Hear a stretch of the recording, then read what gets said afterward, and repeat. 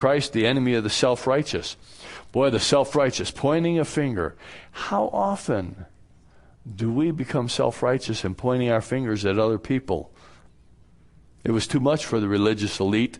Verse 16 says, when the scribes of the Pharisees saw that he was eating with sinners and tax gatherers, they began saying to his disciples, why is he eating and drinking with tax gatherers and sinners? Interesting, they didn't go to Jesus. Were they afraid of him? Did they not want to be touched by him? To really be seen associating with him? We don't know. Pharisees, the word literally means separatist. And so they wanted to be separate. To them, it was unforgivable, a disgrace for Jesus, who had claimed to be a teacher of the law, to be sitting down with these people that were so inferior to them, who weren't obeying the law and who were in part Gentiles.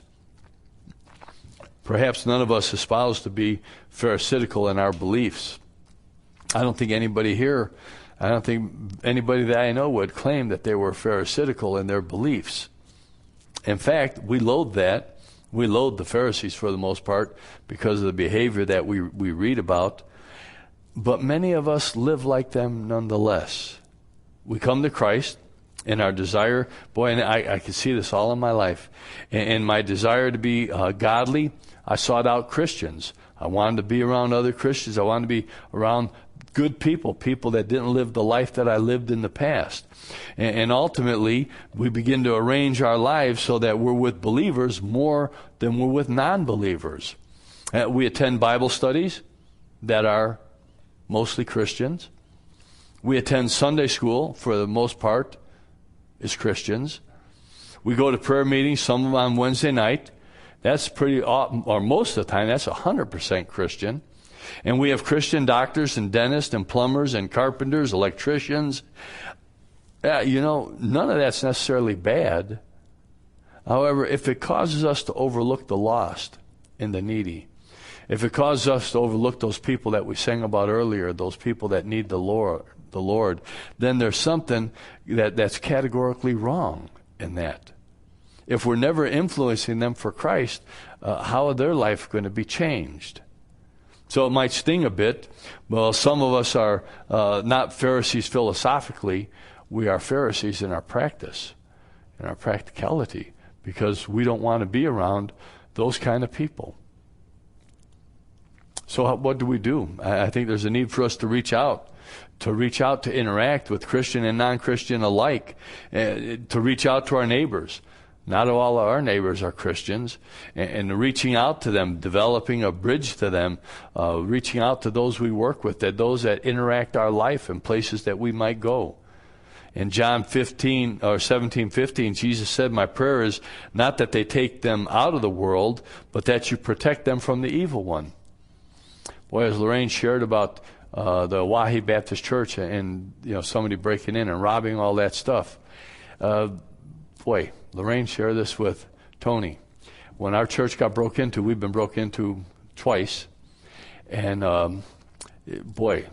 they've done not things, kicked all the doors in, stole computers.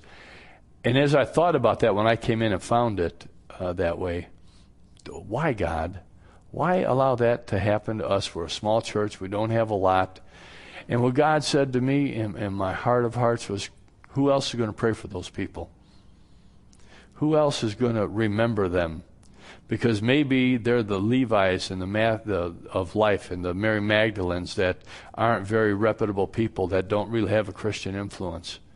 Now, I'm committed to pray for them because of what they've done. And God just really spoke to me about that. And when the girls from the school, their purses got robbed, somebody came in and robbed the purses. Now when the school's here, they don't leave anything in the hallways. It's all taken into the rooms because of that. We've done precautions.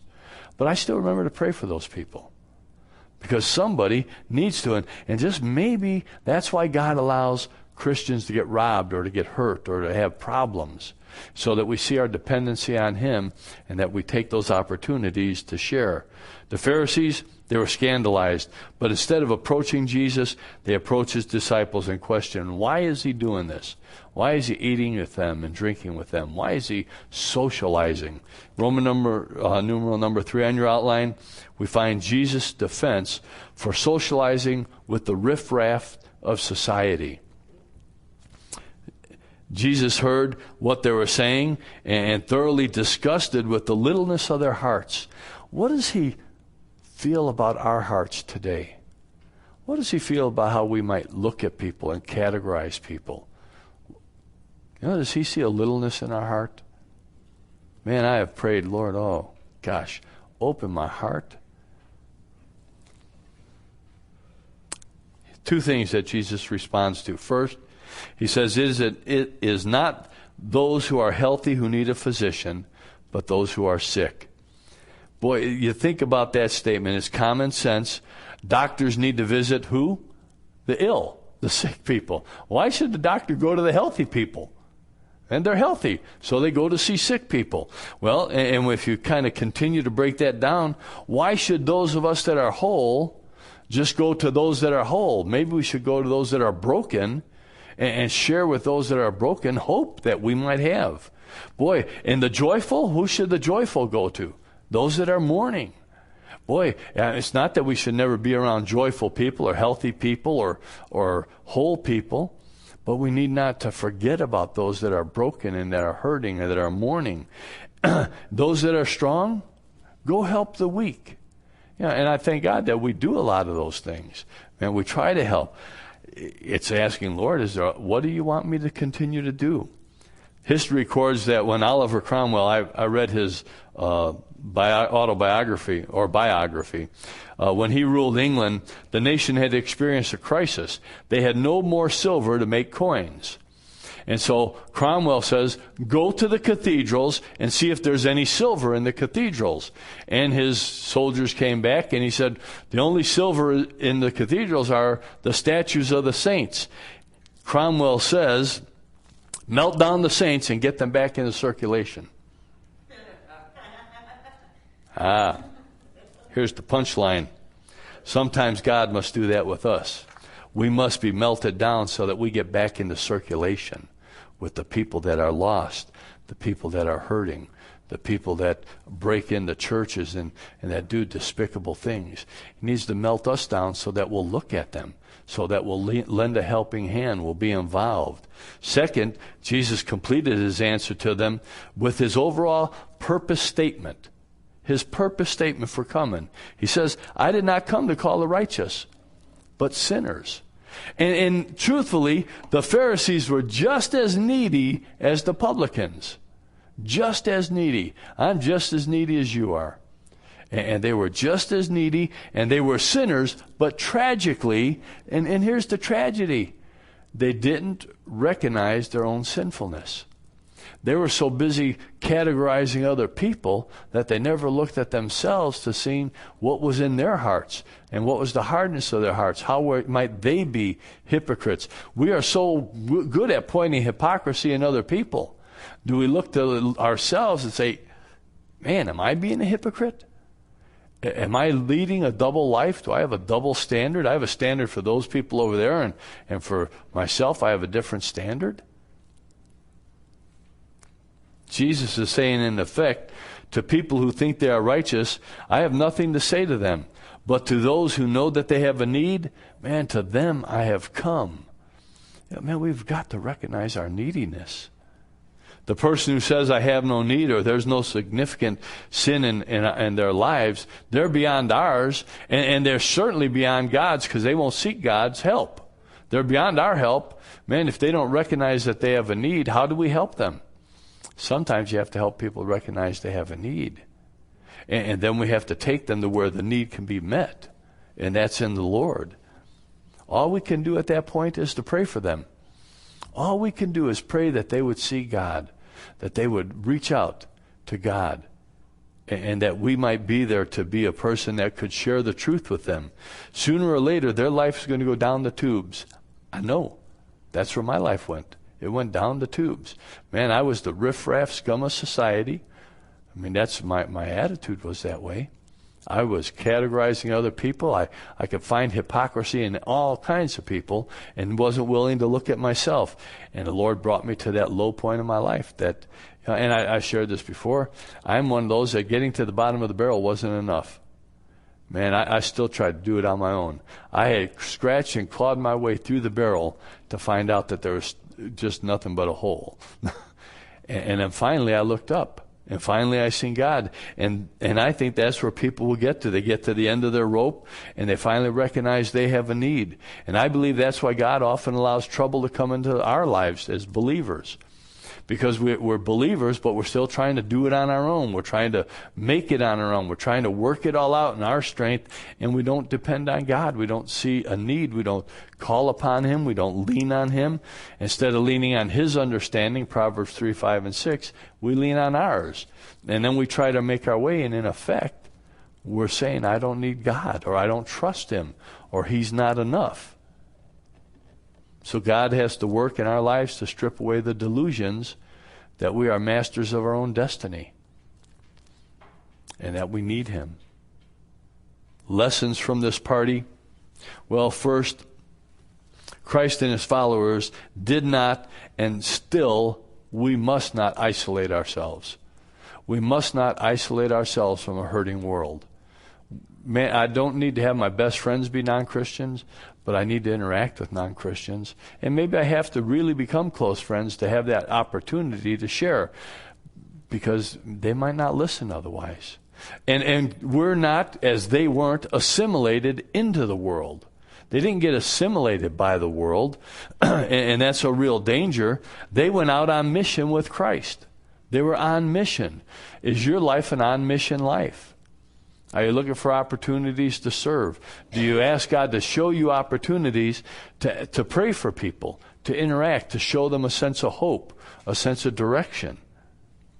The Christian life is not to be one of isolation or of assimilation, but it's to be lived on mission. We're to be Jesus to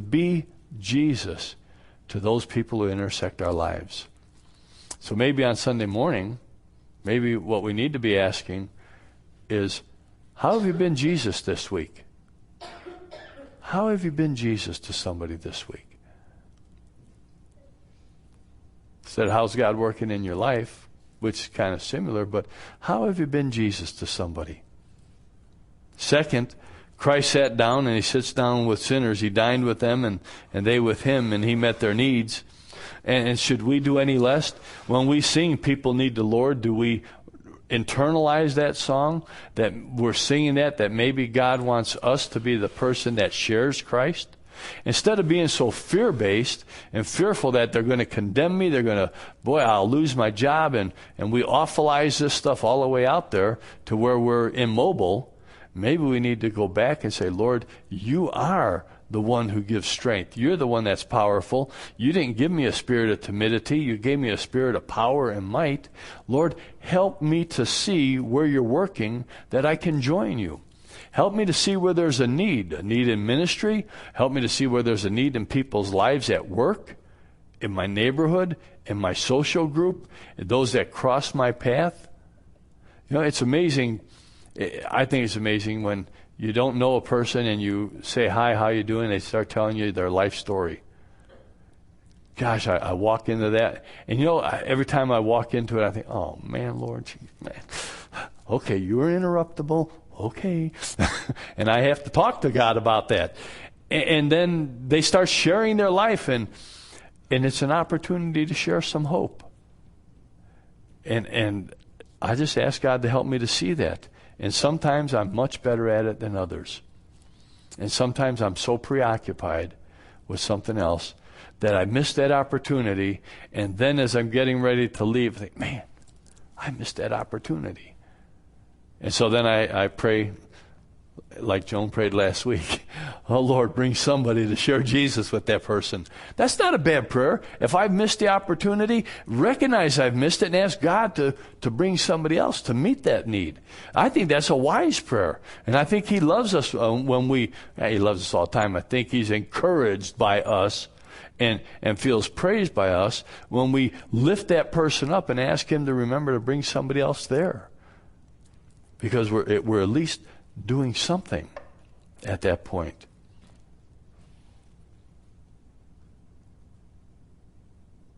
Then I think about this. This is my quiet time this morning. I was reading a journal. After turning over in your mind your present self,